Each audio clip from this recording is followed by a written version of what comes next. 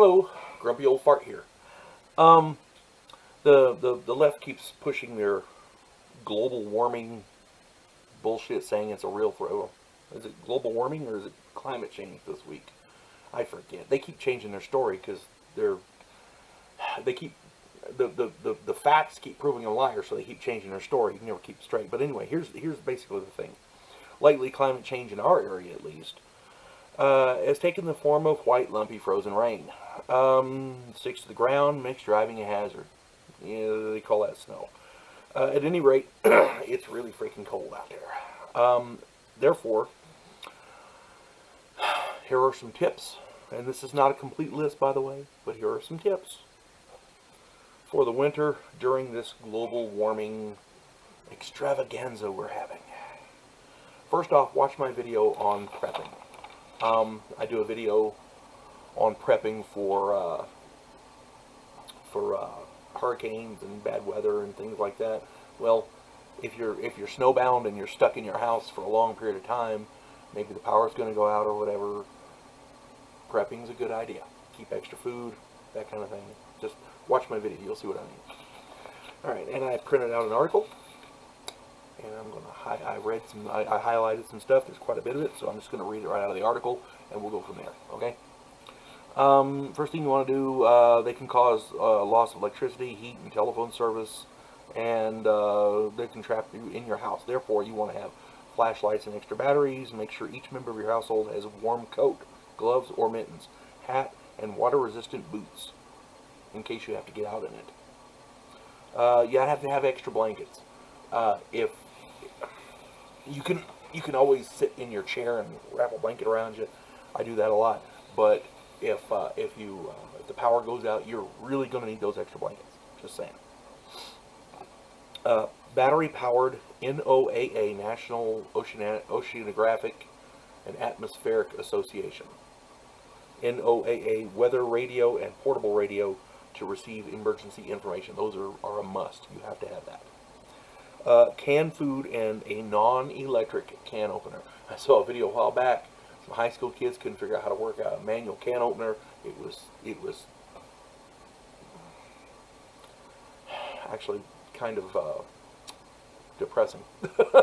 At any rate, you got to have bottled water. You got to have extra medicine, and if you have a child in the house, baby items, that kind of thing. First aid supplies, very important. Heating fuel, if you use it, and if not, it couldn't hurt to have a little extra. I mean, if nothing else, you can go out in your front yard and build a fire. If you absolutely have to, make sure it's contained, make sure you have water there to put it out if you don't let it get out of hand. But I'm just saying. First aid supplies. Okay, here we go. You have to have a backup heating source, such as a fireplace, wood stove, or a space heater. Okay, and some wood to do that with, to use there. Snow shovels or other snow removal equipment. Sand to improve traction. Cat litter also works for that, by the way. A bag of cat litter, you can get it at the store. It's fairly cheap, and you just keep it in your trunk or whatever. You also some of that de-icer for your porch and your deck and like that. Bring pets or companion animals inside during the winter weather. I can shoot a deer to eat it, and I can in a pinch I'll eat just about anything with 4 legs. But we have pets and we love them, so we bring them in. Our animals are inside-outside animals. That we let them outside in the warm months. They come in at night, and you know, during the summer it's not that big a deal. But in the winter months when it gets really cold, yeah, you gotta watch out for your critters, because they may not have the fur they're not like wild animals where they're used to it. Your household pets are different. And oh, I've got a husky, he can take it. Really? Put your heaviest winter coat on, and you sleep out in the doghouse for a night and see what that does, buddy. Just saying. Make a family communication plan. It's very, very important for this. My son and my family, everybody in my family knows how to get out of the house quickly if they need to. They know where to meet, the whole 9 yards. Just, you know, the same thing you do for a fire escape plan if you have a house fire. Same thing. Make sure everybody is on the same page, because your family may not all be together when the storm strikes, and it's important to know how you'll contact one another and how you'll get back together. For example, one of us goes to town, and then the blizzard hits. How are you gonna, you know what I'm saying? I mean, I know where I would go, and my wife knows where she would go. My son, he's not 18 yet, so he'll be with one of us. My point is, we know what we're doing. We've got that plan in place. You make sure you guys do too. I don't want anybody getting in a bad situation because of this. Because everybody says, oh, winter is beautiful. It's nice and quiet. You know what? Yeah, it's also deadly. People freeze to death. Just saying. During the storm, here's the thing. Run a trickle of water from your sinks, just a little trickle, to prevent the pipes from freezing. That's two things. One, you need water. And two, that's a financial expense that if you're a homeowner is not good. You're going to need to, you got to pay to fix that, and that's not good. You want to stay indoors as much as possible.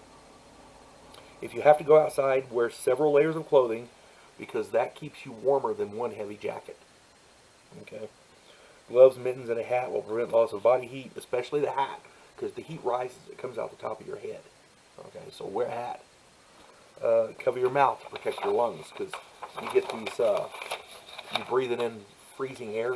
It's not good for your lungs. Keep dry. Change wet clothing frequently to prevent the loss of body heat. Watch for signs of frostbite. This includes loss of feeling and white or pale appearance in your extremities, such as fingers, toes, earlobes, the tip of the nose. Okay. Watch for signs of hypothermia. These include uncontrollable shivering, memory loss, disorientation, incoherence, slurred speech, drowsiness, and apparent exhaustion. Okay, so keep an eye out for that kind of thing. Walk carefully on snowy and icy sidewalks. This older gentleman I know fell and broke his hip on the snow, on the ice. So just, be aware.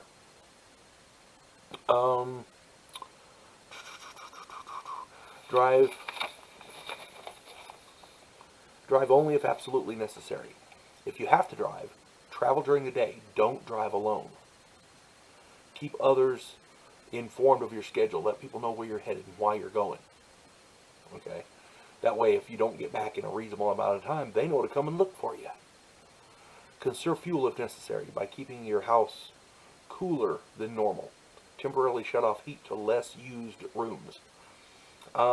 When using alternative heat from a fireplace, wood stove, or space heater, use fire safeguards and properly ventilate.